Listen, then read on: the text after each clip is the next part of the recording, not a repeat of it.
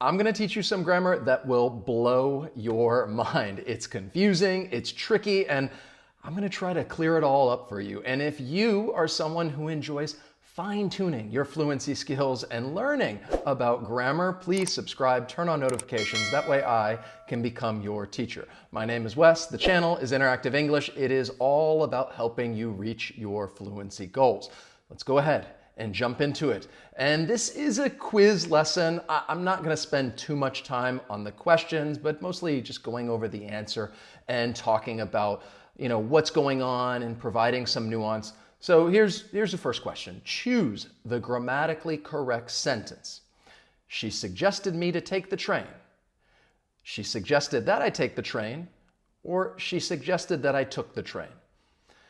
This is something that a lot of people get this wrong. So I truly hope that you chose B as the correct answer. She suggested that I take the train. If you did not choose B, really try to remember what I'm about to tell you. So when you're talking about the verbs suggest and recommend, I want you to follow the pattern that I'm outlining right there. You're going to use the verb plus that. You could omit that if you want to, but then the subject and the base verb. Here are some examples right here. I suggest that you wake up early. Once again, that you can have or you can remove it altogether. We recommend you dress appropriately. She suggested I get more exercise. I recommend that you hit the like button. Yes, that is something that I recommend. And if you love these lessons and developing your skills, I'd really appreciate it. That is what I recommend, that you hit the like button. Now, there are other patterns that you can use when we're talking about suggest and recommend, and let me go over those right now. So we've already talked about suggest, recommend, plus that, plus the subject, plus the base verb. You could also use suggest or recommend followed by a gerund. He recommended arriving on time. That works. Or suggest and recommend plus the noun. She suggested the restaurant nearby. So the one thing I really want you to take away is that when you're using suggest or recommend, you're not going to use the subject plus to and then the base verb, and that is a common mistake. Now, whenever I've talked about this, some people, they just don't believe me. And just to reiterate this is from Cambridge, and it's talking about the verb suggest along with typical errors. I'm not going to go over the whole thing. I just want you to look right here. He suggested that I should apply for a job in a bank or insurance company.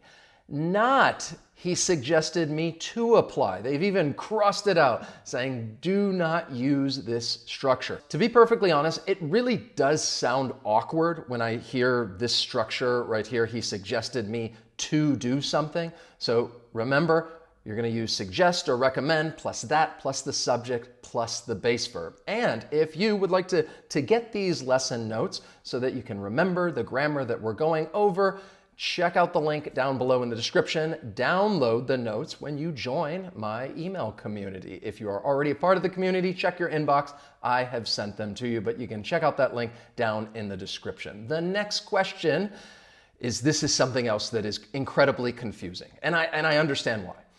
What would you say? Your voice is soothing. Can you read this story? What? Are you going to say, can you read this story to me? Or can you read this story for me?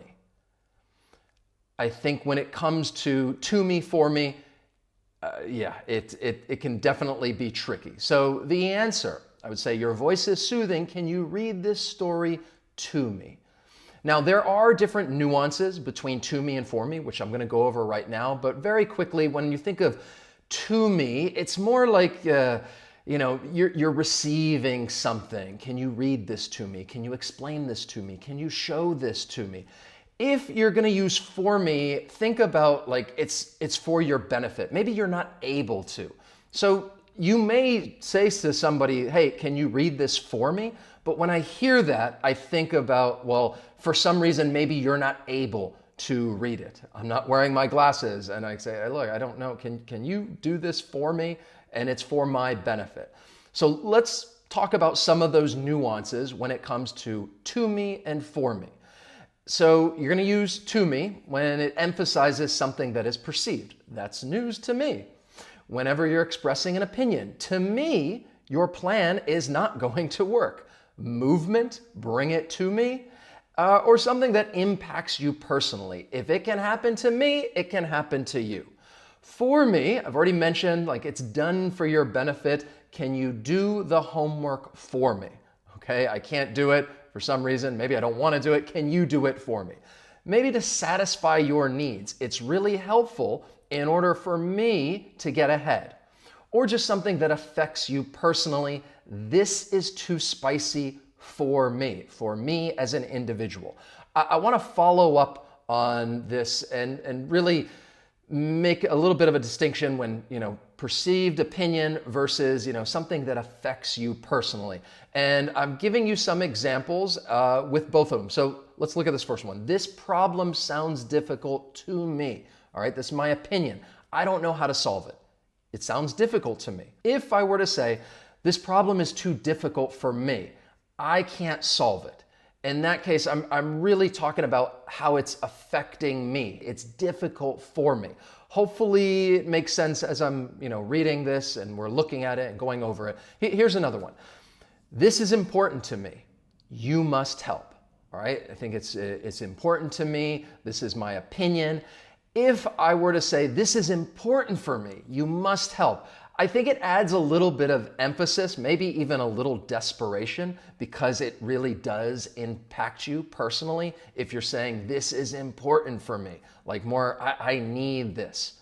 And then finally, and this is probably a little more interchangeable, which again is why this is confusing, this vocabulary is new to me versus this vocabulary is new for me. If you were to say those sentences, either one, I don't think I would really take notice as far as perhaps the difference between them. But to follow up on this, if you want to see which is more commonly used, we can check out Ngram Viewer, and I put in it's new to me versus it's new for me. And as you can see, you're more likely to come across somebody using to me in this context, like, look, it's new to me. This vocabulary is new to me. This is a great resource if you really just want to know, okay, this is a phrase or these words, like what are people more likely to use? And you can use this resource. What do you think? We were planning a family trip over the weekend. However, when we saw the weather report, it looked like it was going to rain. The end, we decided to wait until the following weekend. Which word are you going to put in there? I've highlighted the whole phrase, the end.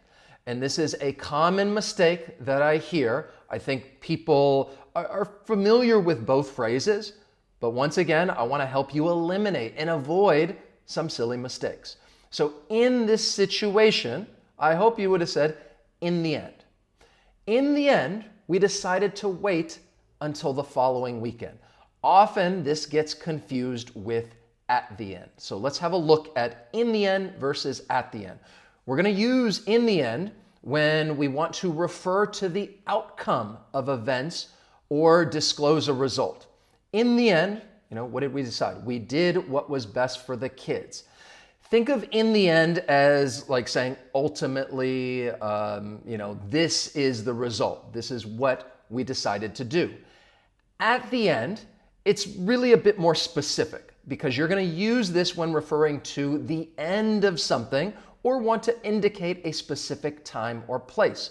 What happened at the end of the story? I'm talking about that point at the end of the story. And then you might say, well, in the end, the character decided to do this, as saying, ultimately, this is what happened, the result. Also, I want to point out, and this is another reason why it's confusing, at the end of the day. So at the end of the day, this means after everything is considered, ultimately, you've already heard me mention that. In this case, at the end of the day is similar to in the end. But if we're just talking about in the end and at the end, just remember when it comes to at the end, think about specific point in time. But if we're going to use the expression at the end of the day, this is what we decided. Ultimately, similar to in the end. I know this can be incredibly confusing. But just keep in mind, in the end, ultimately, at the end, like that specific point. Here is your next question. Did you watch my new lesson? YouTube. Are you going to use the preposition in, on, or at? So we're talking about YouTube, and in this case, you're going to use on. Did you watch my new lesson on YouTube? When it comes to prepositions, this is another time when I hear people make just common mistakes. And when this happens, people still understand what you're trying to say. But this is more about speaking accuracy. You want to make sure you're using the right preposition. Did you watch my new lesson on YouTube? Here are some general rules that you can follow when it comes to in, on, at. So when it comes to in, think about this enclosed space surrounded on all sides. It's used to talk about locations within a larger area, like what is going on in your neighborhood. All right, neighborhood is within some larger area. It's used to talk about workplaces or industries. With a car, van, or taxi, get in the car. With water, in a lake, in a river. With class, or with printed materials. I read it in a book. On is used when referring to like a surface. Maybe it's attached to something. It's used to refer to a position on any surface. Talk about a floor in a building on the first floor or second floor. Describes a position along a road or river. I'm sure you've heard the phrase on the side of the road. It's used to talk about being on public transit, bus, plane, motorcycle, used with left or right, and with the media, on YouTube, on Netflix.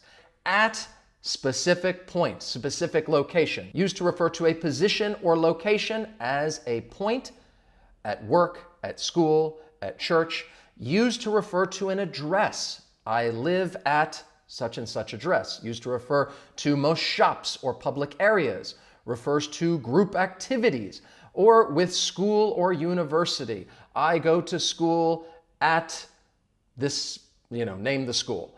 And finally, you're going to use it with home or work. So these are some general rules that you can keep in mind whenever we're talking about the prepositions in, on, or at.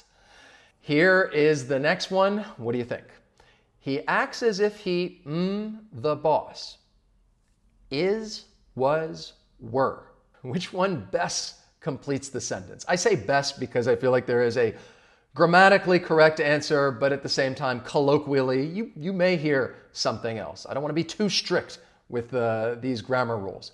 So in this case, this is an example of the subjunctive. He acts as if he were the boss. So here is the explanation. When describing an unreal situation, because he's not the boss, the verb following as if is in the past subjunctive, usually using were for all subjects. Now, I said that this is like the grammatically correct answer, the subjunctive. He acts as if he were the boss, but colloquially, you may hear someone say was because you have that subject-verb agreement. He acts as if he was the boss. So I'm not going to be too strict when it comes to this because you may hear was, but just keep in mind the grammatically correct answer would be to use the subjunctive were. This time, I want you to choose the best question for the following statement when having a casual conversation. My friend is traveling to South America. What do you think would be the correct question? Where are he or she going? Where are they going? Where is he or she going? Which question would you ask if I were to say, look, hey, I have a friend, my friend is traveling to South America. And you have a follow-up question, and you're going to ask one of these. This is a little bit, it's not really a trick question. I do want to focus on, well, what is grammatically correct, but also what is commonly used. So what I would say is B, where are they going? And you may think, wait a second, why are you using they? Because they refers to more than one person. But we're talking about the singular they has become the pronoun of choice to replace he and she in cases when the gender of the antecedent, the word the pronoun refers to, is unknown. To put it in simpler terms, You can use they as a gender-neutral pronoun. If you tell me, you say this to me, my friend is traveling to South America, I do not know if your friend is a man or woman. And when you say, he or she, it can sound just a little wordy. It's just not as smooth. So naturally, in spoken English, people are going to just say, well, where are they going? And I'm going to use they as a gender-neutral pronoun. And to back up my claim, all right, I'm going to cite some evidence for you. The Associated Press settles the matter. So the Associated Press weighed in on the matter in March 2017, and as far as talking about what is accepted, especially stylistically, it came out and said, yes, you can use they as a gender-neutral pronoun. It is acceptable. It is grammatically correct. So now you know. Here is the next question. I want you to choose the grammatically correct sentence. He is used to work late at night. He is used to working late at night. He is used to working late at night. Now, I'm sure that you chose the correct answer, which is C. He is used to working late at night. So in this case, I'm following used to with either a noun or gerund. In the example, I'm following it with the gerund working, used to working. It just means you are accustomed or familiar with something. Just that is the meaning of used to plus the noun or gerund. Here's another example. I'm not used to eating late at night, and I'm not used to doing something.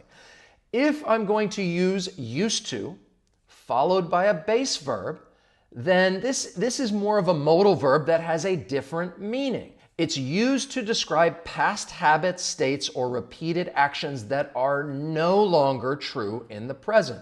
Here's an example. I used to go dancing on the weekends. It's something I did in the past, but I no longer do it in the present. So the meaning is going to change depending on whether you follow it with a noun or gerund or whether you're going to follow it with the base verb. Let me give you a couple more examples. So here is used to plus noun or gerund again. The meaning is you're accustomed to something, you're familiar with it. When everything is going wrong in your life, but you're used to it, and following it with the pronoun it. You're used to it. I'm accustomed to this happening. This is a fun little meme.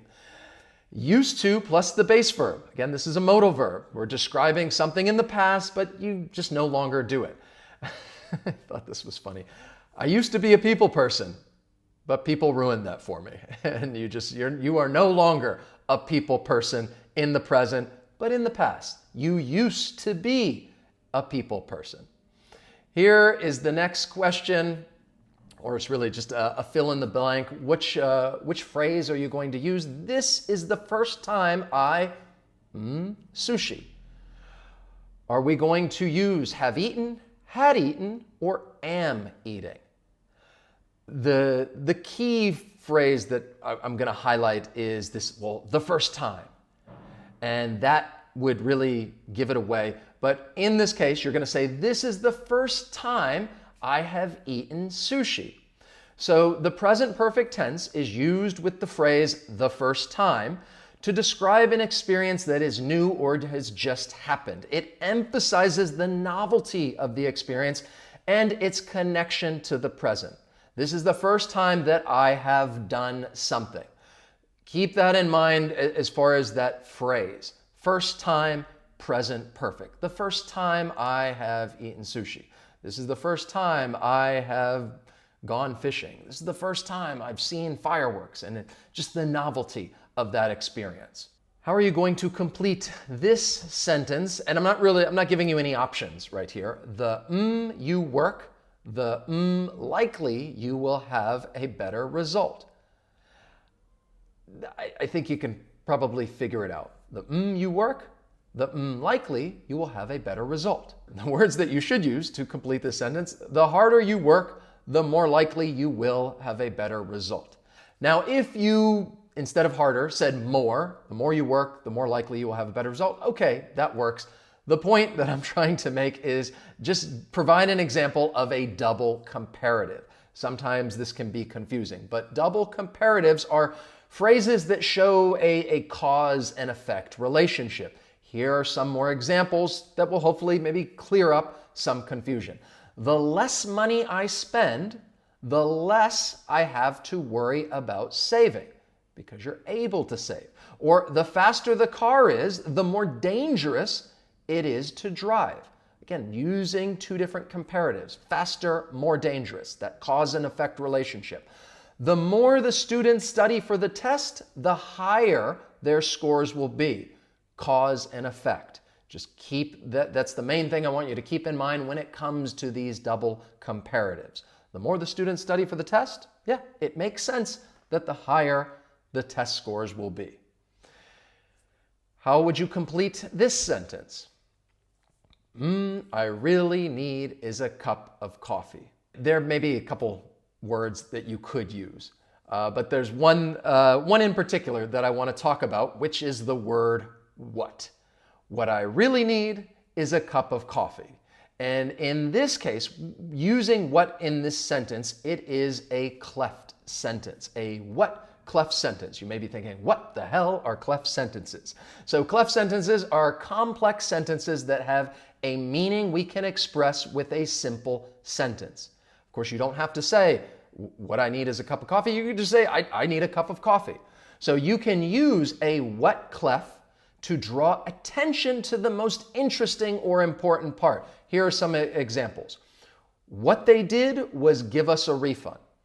Of course, I could just say, oh, they gave us a refund. But if I want to draw attention to it, I say, oh, what they did is give us a refund. What she wants is some peace and quiet. Really adding emphasis when I use this what she wants. Or what we need to do is get some batteries. I think this is a common use of a what cleft sentence. Somebody saying, look, what we need to do is this thing. And you're just emphasizing something that needs to get done and just saying, look, oh, we need to do this. What we need to do is blah, blah, blah, blah. So those are what cleft sentences. And now you know. Which sentence would you choose? Neither of the answers are correct, neither of the answers were correct, or neither of the answers is correct.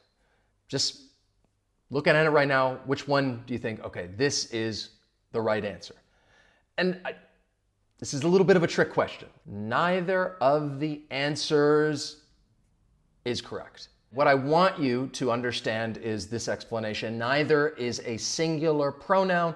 It refers to not either of two things or people, and therefore requires a singular verb. Neither of the answers is correct. If you said neither of the answers are correct, that also works. And you may use that and you may come across that casually in spoken English. So that's why I said it's a little bit of a trick question, but to follow up on that, this is from the Britannica Dictionary talking about the usage of neither. According to the rules of grammar, the pronoun neither, or neither, if you want to use that pronunciation, is singular and requires a singular verb. Neither is correct. However, and this is why I tried to trick you a little bit, in informal writing and speech, the plural form is common when neither is followed by of. Neither of the answers is or are correct would be okay, either one, or neither of them know or knows my friend. And you can use either the singular or plural verb, but just to reiterate, neither is considered a singular pronoun. It really just depends on whether you're just saying neither or neither of something. Keep that in mind. Here's the next one. I started learning English an early age. Are you going to complete this sentence with since or from? In an example like this, I think since and from are commonly confused. So the correct answer is B, from. I started learning English from an early age. Let's now talk about why. So you're going to use from to denote the starting point of an event, action, or journey. You're going to use since to indicate a point in time that continues to the present. I'm giving you some examples, hopefully to clear up any confusion. So the doctor will be here from 10 a.m. tomorrow, all right? Starting at that point in time, from 10 a.m. The doctor has been here since 10 a.m., indicating that point that continues to the present, since 10 a.m. The exhibition runs from March to May. That is the starting point of this event or action, or the exhibition has been running since March, talking about that time in the past, continuing to the present. So just keep that in mind, because this one, it would sound a little awkward if you used since with early age. You're going to do something from an early age. And think of that as a collocation, from an early age. The next question, and this is actually a question. Everyone left. You're probably wondering, like, wait, what do you want me to say? It is a question, so just keep that in mind. How would you complete this question? Everyone left. I don't know if that helps you, me making these gestures, but what I'm trying to get to is these tag questions. Everyone left, didn't they? So tag questions, this is a statement followed by a mini question. We use tag questions to ask for confirmation. Just keep in mind the pattern here. You have a positive statement followed by a negative tag. You have money, don't you? Now, if we have a negative statement, you don't have money, do you? I'm going to use a positive tag in that case, because the negative is already in the statement. You don't have money, do you? So these questions, they're incredibly useful when we're talking about that confirmation that you want to get from someone. Like, oh, you don't have money, do you? I forgot my wallet, you know? All right, you don't have money, do you? Here is the next one. If I had eaten earlier, right now. Not giving you any options, but hopefully you can kind of put it together, and I hope you enjoy that image right there. I thought it was funny. If I had eaten earlier, right now. So the answer, the way I'd complete this sentence, if I had eaten earlier, I wouldn't be hungry right now. This is an example of a mixed conditional. We're talking about a past condition, in which case we're going to use the past perfect, along with a present result. And I'm going to use would plus the base verb. So we have conditionals like the zero conditional, first conditional, second conditional, third conditionals, but we can mix them up, which is why it can be confusing. Past condition plus a present result. Here are some other examples. If you had asked for directions, you wouldn't be lost. So in this case, you did not ask for directions, right? It didn't happen. And what's the result right now? Well, we're lost. And I can express that using this mixed conditional. Or if they had taken the train, they would be here by now. Past condition, present result. And if I had taken my medicine, I would feel better. And unfortunately, I didn't take the medicine, and that's why I feel a little sick or nauseous right now. We decided to go out the rain. In spite of, despite, or both are correct. Maybe I'm trying to trick you here. What do you think? In spite of, despite, or C, both of them are correct. We decided to go out, both are correct. In spite of the rain or despite the rain. Both of them are correct. These two they're really interchangeable. But I would like to follow up on this. This is from Cambridge, talking about in spite of and despite. I'll just read through this quickly. In spite of and despite are prepositional expressions. In spite of and despite have a similar meaning to although or even though. They express a contrast between two things. They are both more common in writing than speaking. And take note of that, because I think in spoken English, people are really going to use although or even though probably more frequently. But despite is a little more formal than in spite of. We usually use in spite of and despite with a noun. Here's another example. They arrived to the airport late despite leaving in plenty of time. And I'm using that gerund, leaving. They arrived to the airport late in spite of leaving in plenty of time. Either one is correct. They mean the same thing. You can use in spite of or despite. There is a bear in our neighborhood, sometimes rummages through our garbage cans. If you're unfamiliar with the word rummage, it just means to look through something quickly and carelessly. So the bear may rummage through a garbage can I may rummage through my closet or suitcase. I'm going to add a little vocabulary into this lesson for you just for fun. So the answer is that. There is a bear in our neighborhood that sometimes rummages through our garbage cans. And when we're talking about these relative clauses, that, which, who, they can be confused every now and then. Just remember that is used when referring to people, animals, or things, which when referring to animals or things, and who when referring to people. If we're talking about a restrictive clause, in that case, the information is needed, we're going to use that or who. If we're talking about a non-restrictive clause, and the information is not needed, then we'll use which or who. Sometimes people get confused, especially with animals. I may hear who, and in this case, when we're talking about dogs, cats, or in this case, a bear, you're going to use that. This is a restrictive clause. There's a bear in our neighborhood that sometimes rummages through our garbage cans. I need that information. It's a restrictive clause, and if my choice is between that or who, talking about animals, I'm going to use that. He didn't realize what doing. And this guy looks like that in this picture. There are several words that are missing here, and this is a common mistake. I come across this quite frequently, especially in just discussions. People are talking casually and they might say this sentence, he didn't realize what he was doing. He didn't realize what he was doing. But in conversation, the mistake that gets made is because of that what there. In normal, with a question, the subject and verb are going to be inverted. Somebody would say, he didn't realize what was he doing. And to my ears, when I hear that, it sounds awkward. You're going to use, he didn't realize what he was doing. This is a noun clause. And within this clause, you're going to follow the normal subject-verb pattern. Within a noun clause, the subject comes before the verb, even when the noun clause begins with a question word such as what, where, when, why, who. Here are some examples. I don't know who he is.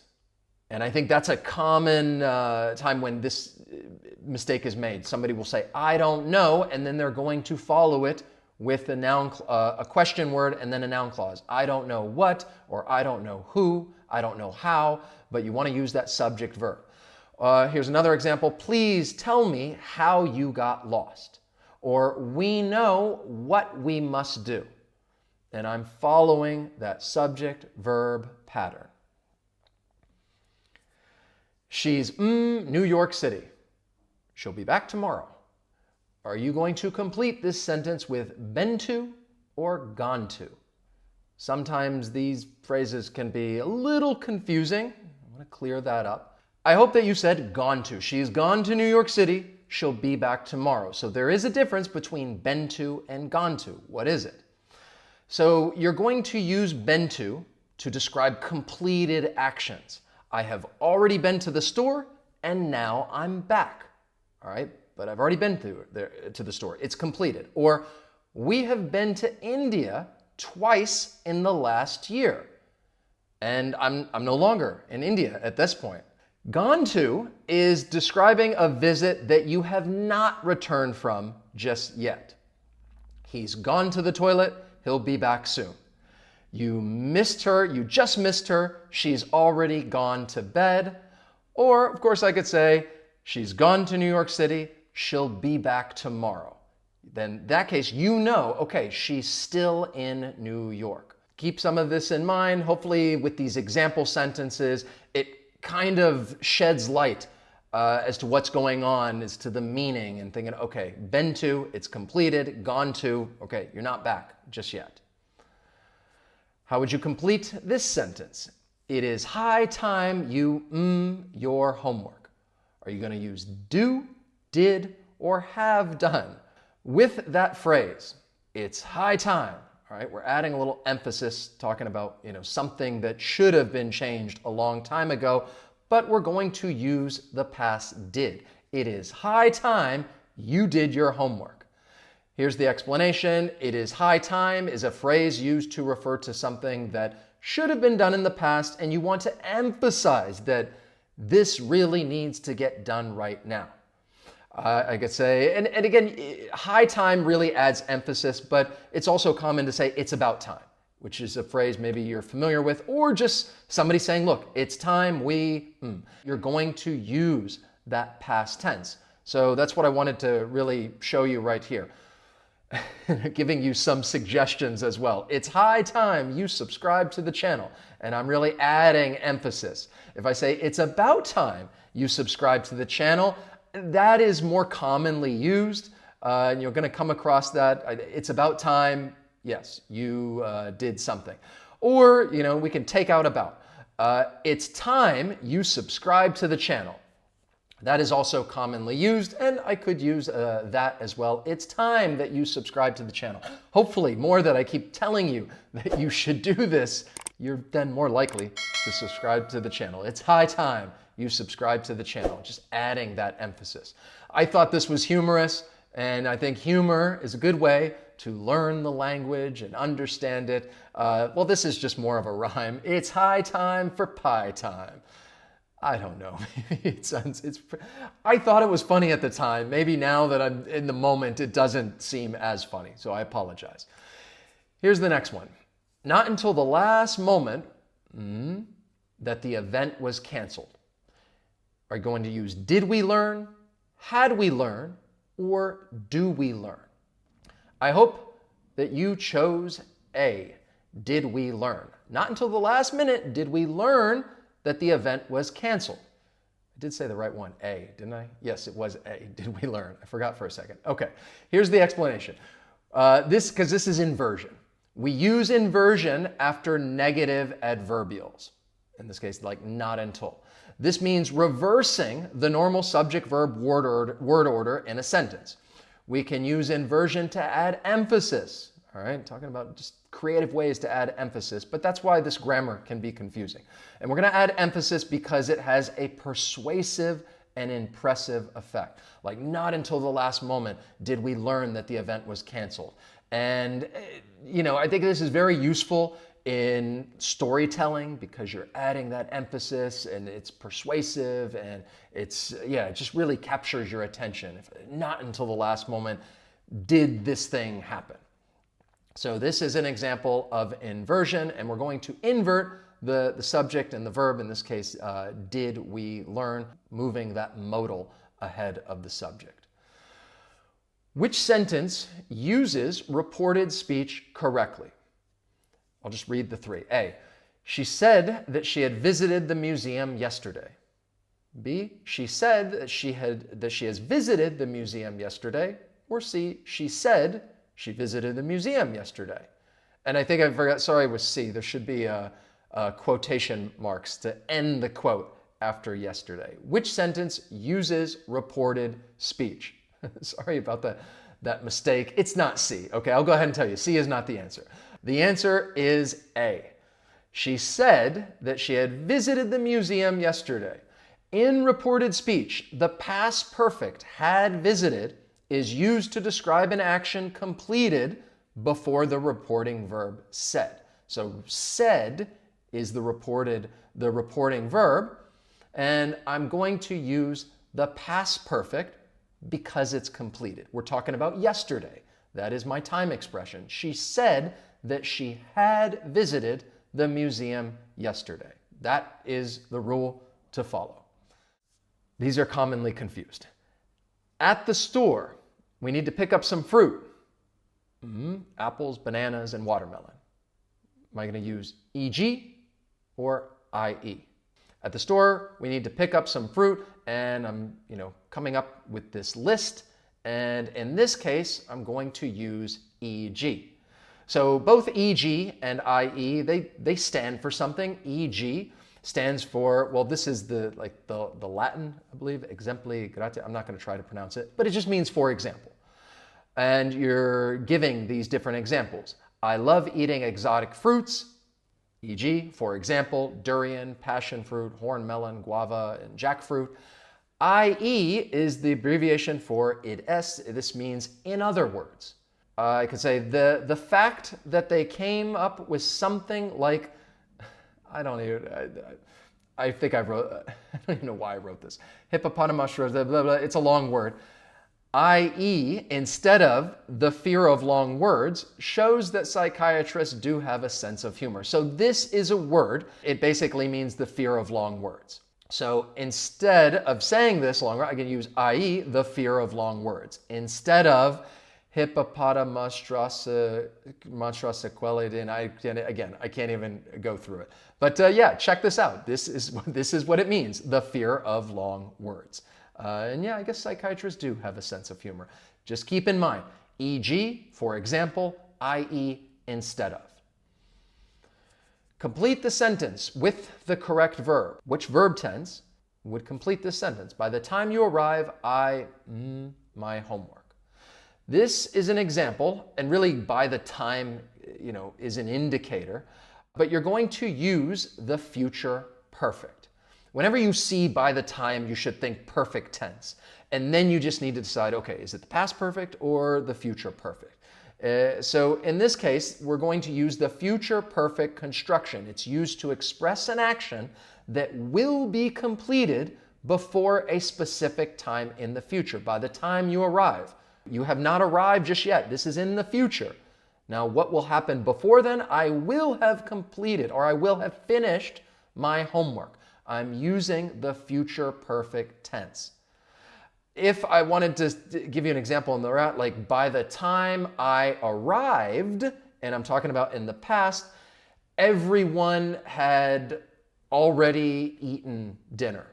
And now I'm using the past perfect. Everyone had eaten dinner. So anytime you see by the time, just think of perfect tense, either future or past. But since we're talking about the future perfect, it is a verb tense that is not as often used, which is why it can be a little tricky or confusing, which is what makes it more advanced grammar. And here are a lot of example sentences using the future perfect tense. I'll just read a couple of them. By next Friday, I will have finished my report. And then I'm giving you, okay, what's happening? The action of finishing the report will be completed by next Friday. Number 2, by the time we arrive, they will have left the restaurant. The action of leaving the restaurant will be completed before we arrive.